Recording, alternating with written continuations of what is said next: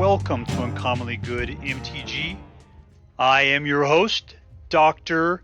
Yukon Suckit. So tonight, I am bringing to you a deck that is mono green in honor of St. Patrick's Day. For many of you, it's about to come.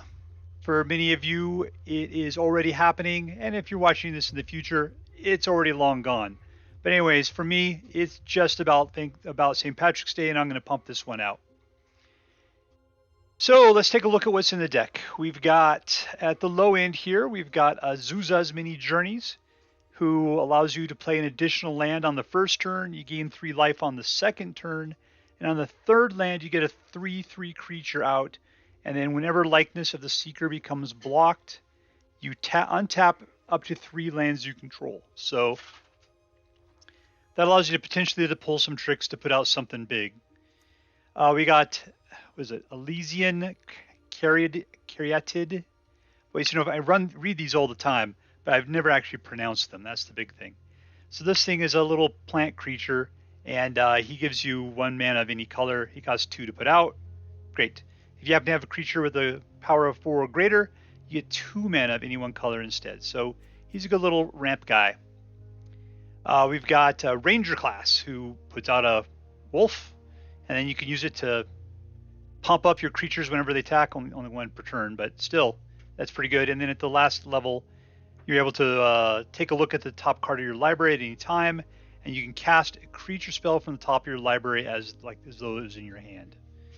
We got In Search of Greatness. Now, I've seen this before. I never realized how awesome this card was. It just says, it's an enchantment, and at the beginning of your upkeep, you may cast a permanent spell from your hand with mana value equal to 1+ the highest mana value amongst permanents you control, permanents, not creatures, without paying its mana cost. So you get to just put out some big things without paying for it at all. And if you don't do that, you get to scry 1. So that's pretty awesome. We got, what is this? Jugan Defends the Temple. So on the first turn, you get a 1/1 green human monk token who tap for mana. So you got a little mana guy. On the second turn, you put a +1 counter on each of up to 2 target creatures. And on the third turn, you get your Dragon Spirit, who's a 2/2 flying creature. And then whenever another creature enters the battlefield under your control, you can pay X. When you do, put X +1/+1 counters on that creature. So this guy can help pump up dudes like crazy. As long as you control 5 or more modified creatures, Remnant of the Rising Star gets +5/+5, making him a 7/7 with trample and flying. So you just got to make sure you got enough modified dudes out there. You know, also help modify things, Ranger class. All right, so we got Old Growth Troll. Always, I mean, because he's a 4/4 for 3. There's nothing to it. Plus, if he dies, he becomes an enchantment that makes things better. And you can sacrifice a land later on to get a 4/4 troll again with trample. So you get pretty much, he's self-recursing, which is fantastic. We got the Ulvenwald Oddity. So this guy's super cool. I mean, these two are pretty much staples of mono green in the moment. So he's a 4/4 with trample and haste. And if you happen to have 7 mana, you can transform into an 8/8 with trample and haste. And he gives all of your other creatures +1/+1 and trample and haste. So the dude's a glorious anthem if you happen to have enough mana for him. We got 2 of the Kura, the Boundless Sky, so another spirit dragon, flying Death Touch 4/4. And the cool thing is that when it dies, you get to either search your library for 3 land cards, reveal them, and put them into your hand and then shuffle, or you can create an XX green spirit token where X is the number of lands you control. So if you happen to have enough lands, you can create a really nice spirit token after this thing dies. Wrenn and Seven, so this guy puts out a tree folk. You know, why wouldn't the Caryatid be a tree folk as well? Because that guy looks like maybe he's not supposed to walk around or something. I don't know. But anyway, so Wrenn and Seven, he'll create a tree folk for you equal to the number of lands you control. And his other abilities on the plus side there are reveal the top 4 lands of your cards, your library, put all the lands into your hand, and the rest into the graveyard. And let's see, 0 puts any number of land cards from your hand into the battlefield tapped. So it's a little on the slow side, but it's a great way of getting a tremendous amount of lands out. And let's see, the last thing is return all permanent cards from your graveyard to your hand. you get an emblem that says you have no maximum hand size. So if you can get it up to 8, you can get all those cards that you grabbed that you had been dumping into your graveyard back into your hand, and you can play them whenever you got the mana for it. So hopefully, basically this guy is ramp incarnate. Ramp, ramp, ramp, ramp, ramp. We got the Avabruck Caretaker, who seems really, really good. Really good. I've never actually played with her, but I've had her played against me, and she gives hexproof. Let's see. Hexproof to herself, and at the beginning of your combat on your turn, put 2+1 counters on target creature you control. And then when it becomes Nightbound, she wolfs out. Then other permanents you control have hexproof. So everything gets hexproof. And at the beginning of combat, put 2+1 on each creature you control. So she just is a total buff magnet who makes everything protected and just keeps pumping them up. But yeah, she's an expensive 6 mana person. We got 3 Vorinclexes in here. So this thing puts out counters, right? Well, Vorinclex doubles all of that. And also then whatever your opponents try to do as far as counters are concerned, they do half of that. So if they're just putting down 1, they ain't getting nothing. So Vorinclex is awesome. And then above that, he's a trample haste, 6/6. So this guy is way too good. We got the Cultivator Colossus, which is a plant beast. I don't know why he's not a tree folk, but whatever, plant beast. Trample, and his power and toughness is equal to the number of lands you control. And when he enters the battlefield, you can put a land card from your hand into the battlefield tapped. If you do, draw a card and repeat this process. So you can just keep laying down the lands. So there's a lot of things that are as big as lands are out there, and there's a lot of things that help you get lands out. We've got the, well, he's a land, but he's also then potentially let's see, look at the top 7 cards of your library. You can put a creature from among them onto the battlefield. If the card has mana value of 3 or less, it enters with an additional +1/+1 counter on it. Put the rest on the bottom of your library in random order. So for, what is that, 4, 5, 7, you can take any creature from the first 7 cards of your library and put it into the battlefield. If you got the mana, you might as well, right? We got Boseiju, which is a C. So it's a green land. Otherwise, it destroys target artifact, enchantment, or non-basic land an opponent controls. And then they can search their library for a land card with the basic land type and put it into the battlefield, and then shuffle. So it's a good way of taking out artifacts and enchantments, or if you're specifically worried about man lands or something, it's kind of like a Field of Ruin that way. We've got a bunch of 18 lands, 1 single man land or 2 man land, and Field of Ruins right there. So we got some land control. That's not so bad. All right, so that is the green deck.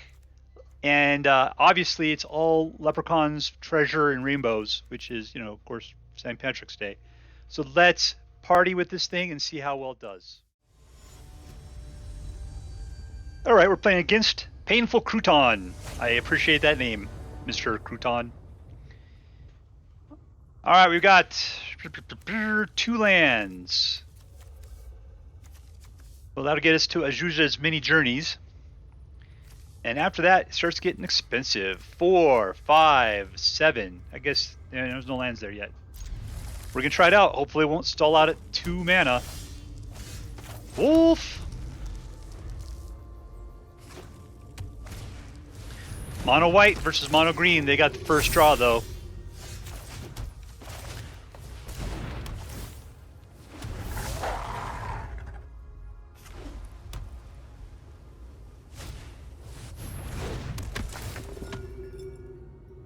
I got a lot in my hand to take care of. That Ulvenwald Oddity is a problem for you, baby.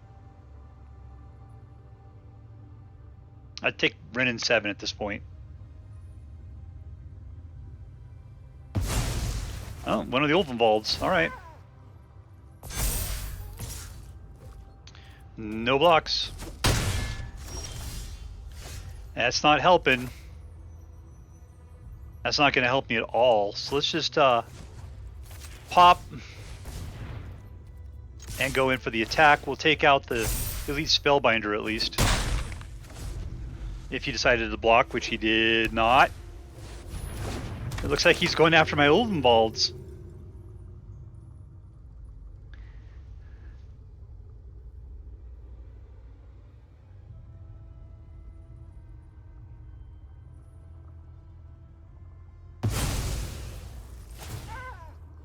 Oh, I'm surprised. You seem to have a... You could have done that earlier.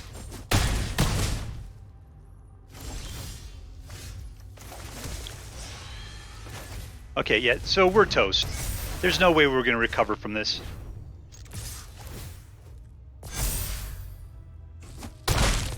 I mean, he just has to do 10. He's got 3, 7, 8, 9, 10 right there. We're dead. Alright, so what happened here? We got mana screwed. Could we have done better? Probably not even. The deal is that they have like flying guys. And they beat me in the race with the Luminarch Aspirant.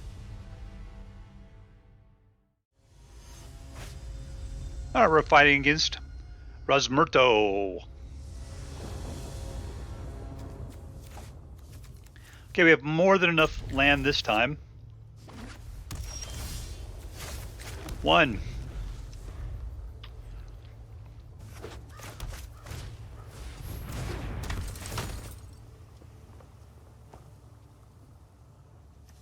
Playing as mono white again.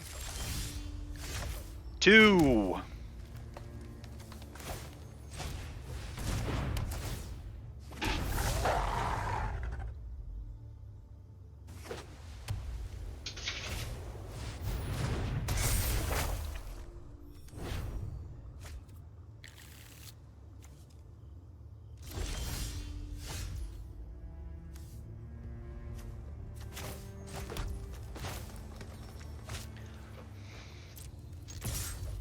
Okay, so I'm going in. He's probably not going to block. That's fine. He is going to block. Alright. There you go, Suckerfish. Let's take out his enchantment.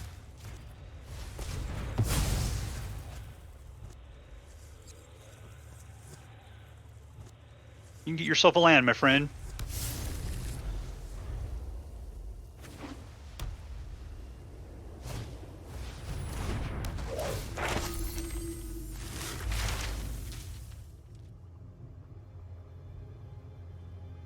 Okay, so because of that, I'm now going to have to pump up the Ranger class, which means I'm going to be playing this In Search of Greatness.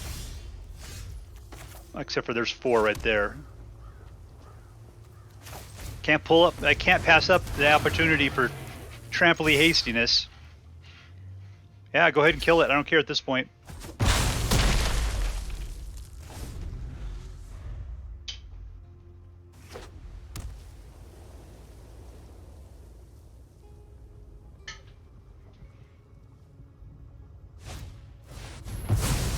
Well, that's not good.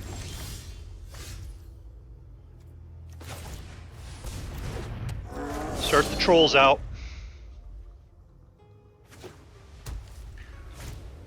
Who gave white the ability to sweep the board? That's just ridiculous.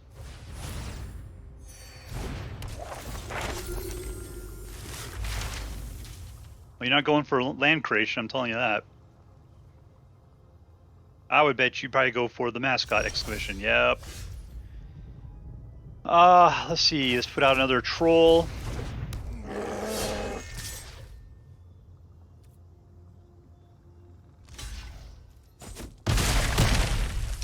There's Trample. Alright, so even if they play that, they're just getting 3 creatures out of the deal. And none of them are going to hold up against the trolls very well.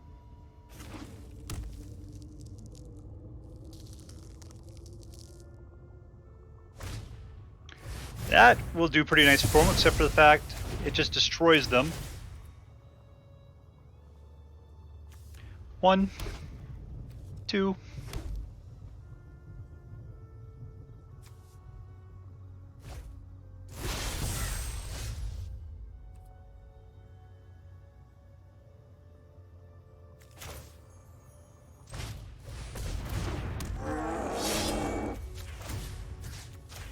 Get rid of that man land. We don't need that crap around here. I think I'll take a forest.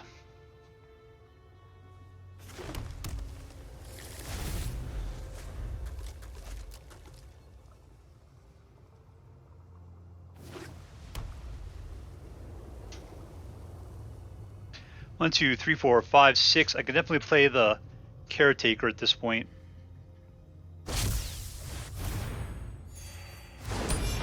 Ooh, that is a lot.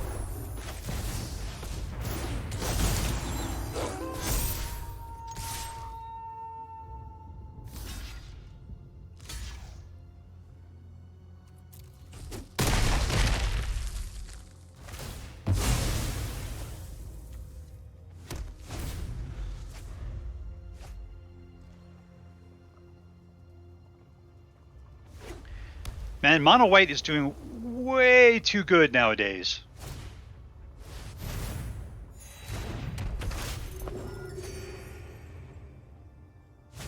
Problem is, I think these all have vigilance. Yeah. It's just ridiculous.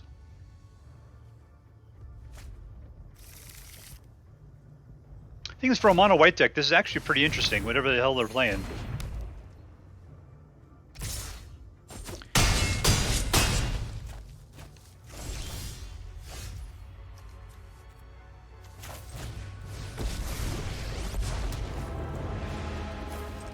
This guy's got reach at least.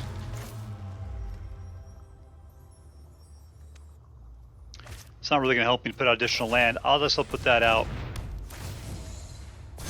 There we go. Let's send in her. No, cancel. Yeah, okay, why not? I'm going to die anyway. This will allow me to take out at least one angel if they decide. I'd just throw the...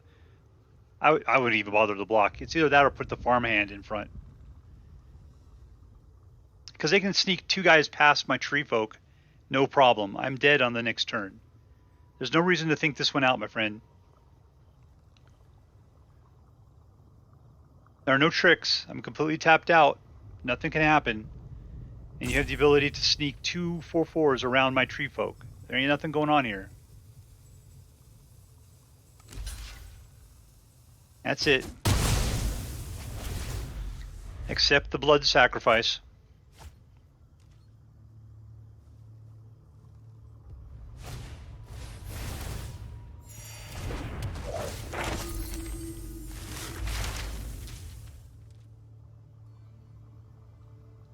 No reason for that.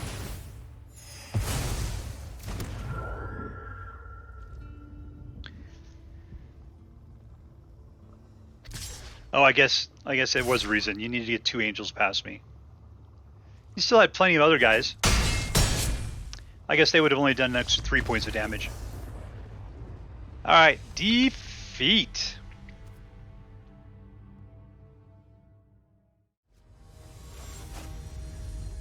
Alright, we're playing against Peito, or Peito.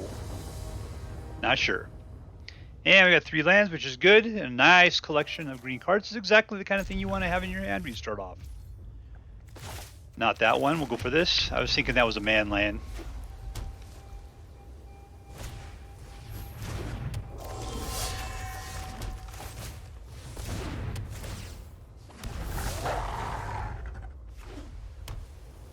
And look, we're playing against mono white again.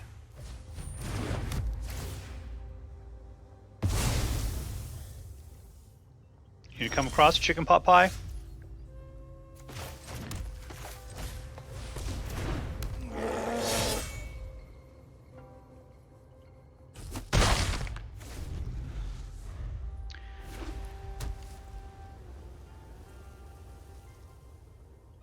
Now technically I could get back my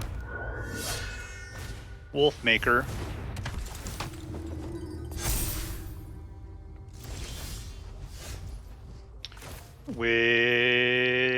Or I can put out a Trampler. Let's do that. Let's just put out the Trampler.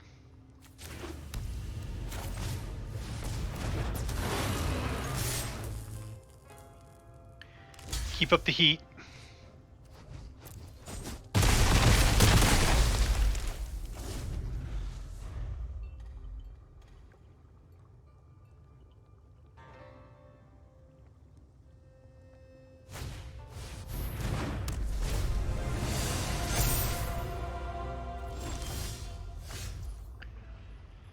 Alright, so we need 6. I've only got 4. That's fine. So if we put out the Lair of the Hydra, and then we go ahead and channel this, to get rid of that. That'll bring this back. Pop out a wolf.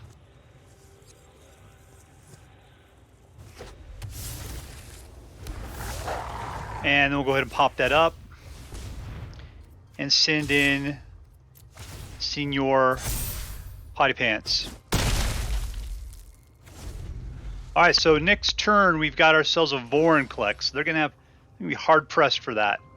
All by itself, it's a hasty sixer with trample.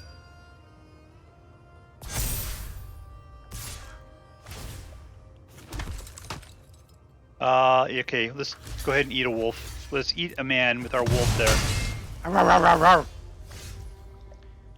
What? How do I not have 6?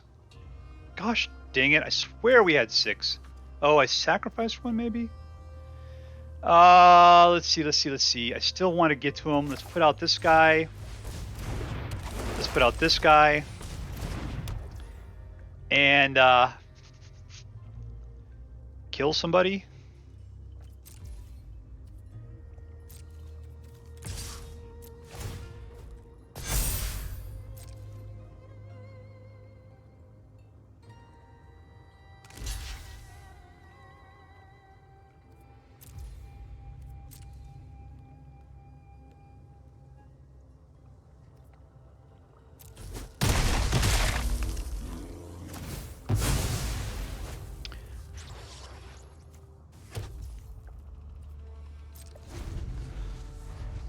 All right, so now we're still looking at Vorinclex on the next turn.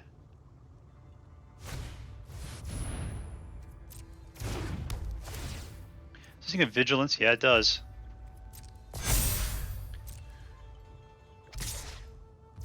No blocks there.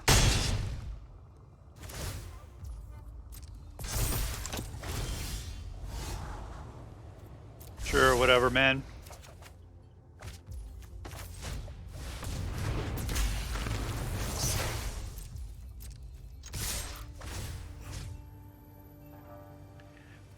Put it on trample, man. Everything else can get blocked. And we win it. Jeez. Alright, so here is my happy St. Patrick's Day mono green deck.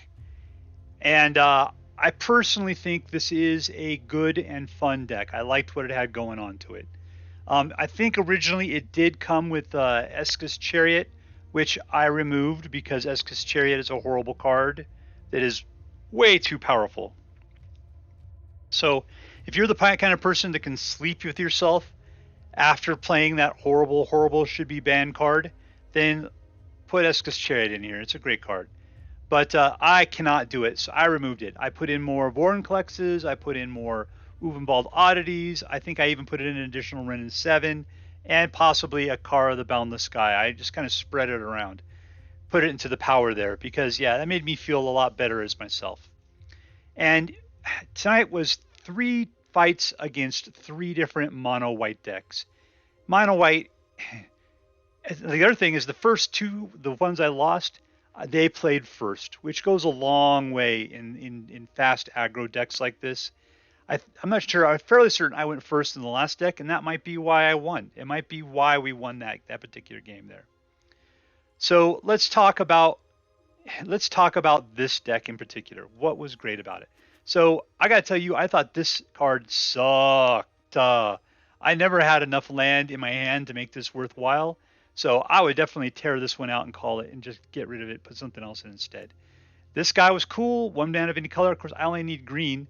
But still, you know, it's nice to have a little bit of dude mana ramp because that allows you to put an extra mana out per turn, essentially, if you got them available.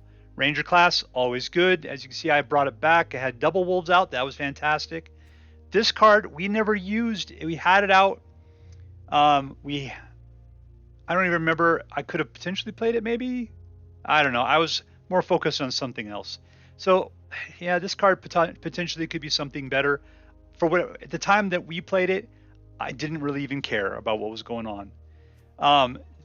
Jugan defends the temple. I don't know. Did we even play it? I'm not sure. Old Growth Troll, Old Growth Trolled. That thing, those things came out. I didn't get a chance to recurge them. I didn't get it. It was too slow in one, and in the other one, we were already way too dominating. There was no reason to do it. But I did appreciate the fact that they made my lands into double green manas. It did help me put out the other cards that were really important. Ulvenwald Oddity, that guy was so awesome. Trample and Haste is so good in this color. Wrenn and Seven, he did okay. He was able to put out one Tree Folk. They just took care of it. So I mean, he can be really good. She can be really good. But in this case, it was sort of meh. Where else we got going on? We saw the Avabruck Caretaker come out. We didn't get a chance to turn it Nightbound or anything like that, so nothing really hot happened. It was in the second game, I believe, and things just kind of got out of hand, and we were being manhandled anyway. Vorinclex, I had to be so aggro with him at one point just to try to take things out. He ended up getting killed. They did a good job of double blocking on him and everything. But Vorinclex has to go for the heart because they've let him, unless I have a lot of things scheduled to go with counters in the near future, I just needed to keep that pressure up, and he got slaughtered. So there was still a lot of good stuff going on here. I think that things could have been better. I think if we would have played against some of maybe the slower decks instead of playing against white aggro all the stinking time, that it would have done a better job, and it would have been much more dominant. But if you take a look at the deck listings right now, Mon-Green's not doing that well. I think that because it tends to be slower, that those other aggro decks tend to get an advantage on it. I mean, the big thing here is if you can get a little bit of mana ramp going out and play like an Ulvenwald on turn 2 or turn 3, I mean, that is so great. I mean, the fact that because that way you're trample hasting a 4/4 when most people only have like a 2 out at best, possibly a 3/2, and then they're trying to like maybe shoot it to direct damage, and they can't get to it up to a 4 at that point. So it's black you got to worry about, or maybe white with some of the exile kind of capabilities or something. But yeah, Ulvenwald is doing really, really well right now. It's a great utility card for mono green. So anyways, that's it. Happy St. Patrick's Day, and I hope you enjoy your holiday. In the words of the Daily Dose of Internet, that's the end of this video. I really hope you enjoyed, and I'll see you guys very, very soon. Later.